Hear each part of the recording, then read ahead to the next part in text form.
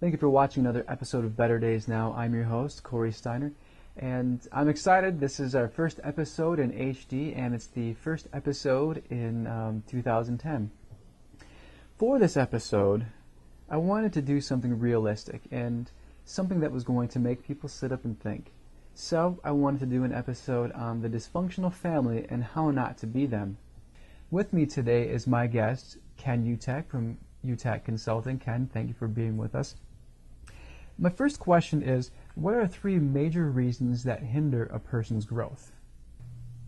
Well, there's a number of reasons, but the three major ones that we encounter most often are all of us have some pain and trauma in our life on some level. It may be more insidious, it may be more blatant, but the pain that we experience in our life really does hinder us, because with that pain, what happens is we began making limiting decisions regarding how we dealt with that pain. A quick example would be if you had a painful or abusive relationship with a parent. You can make a limiting decision that authority figures aren't to be trusted. So that pain and frustration then can limit how you interact with people in the future. The second piece is generational patterns. Those pieces of how we were raised are passed on from a biblical standpoint through 7 generations. The more we understand and the more we can begin looking at how our grandparents impacted our parents, impacted us, the more we can make decisions about what it truly means to leave home and develop our own individual methodology of dealing with our life. In Ephesians 5, Christ talks about to really become married, you have to leave home. Leaving home isn't a physical act. Leaving home is an emotional process of understanding the patterns that you brought into your life and the patterns that you're going to keep and the patterns that you're going to move forward with. The third piece is our fear of success. As children, oftentimes we're acculturated to be mediocre. We're taught to get along. We're not taught to excel. Because if we excel, there's some inherent punishments around excelling. You may not fit in the classroom, you may not fit in with friends. So we're taught to basically get along, fit in, and not live to our gifts. Because if we live to our gifts, we may not fit in with the people around us. Ken, my next question is, if a person doesn't mend from certain scarring events that take place in their life, what happens when that person gets married? It's interesting, Corey, because when we get married for very specific reasons. We tend to get married to fulfill the things that we didn't experience or to heal the trauma that we've experienced in our childhood. So, for example, in my life, I had a lot of ups and downs and not a lot of trust. So I married somebody I could trust.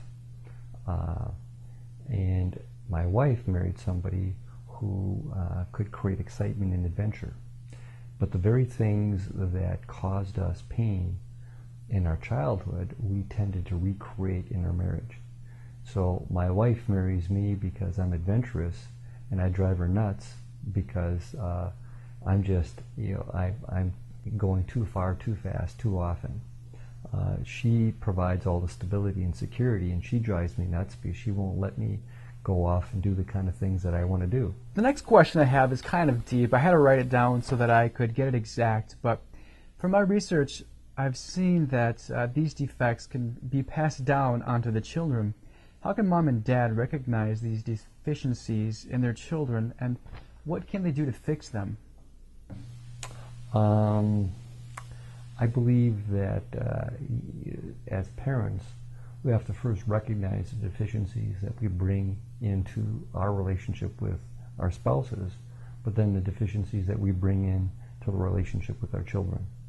The deficiencies in the kids are mere reflections of what we bring to the table. That doesn't mean that kids aren't born with some genetic aspects of their life. That's very well documented and very true. But the bigger issue for most of us as parents is what we pass on. So the more you understand the generational impact that your life has had on you, the more you can begin seeing how it impacts your kids. My wife and I have 3 grandchildren. It's interesting to see the patterns that we passed on to our kids being passed on to our grandchildren. Subtle little things that you wouldn't acknowledge, but they're evident in everything that happens. Not that all of it is bad. Some of it is really awesome, but some of it isn't so good. And as you begin seeing that, you begin being able to begin dialoguing with your children around that. We've had numerous situations where our son and daughter, with their spouses, have sat down and talked with us about some of the things that we've brought to the table with them and what they're going to keep and what they're going to discard. And in closing, what can parents do to be more proactive? From a spiritual, biblical standpoint, we need to begin opening ourselves up to what could be. And to open ourselves up to what could be, we have to look at what we brought to the table. Most of us try to protect our family of origin, and we try to make that sacred. In fact, in most marriages, the majority of fights occur regarding in-laws and regarding the families that we've come from. This is not about blasting the family that you were raised with or blaming your parents for anything that's going on.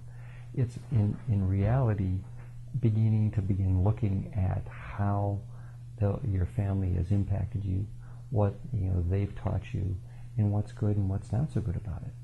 When we make a decision to open ourselves up to that it's no longer a blame game. We're not victims in this process.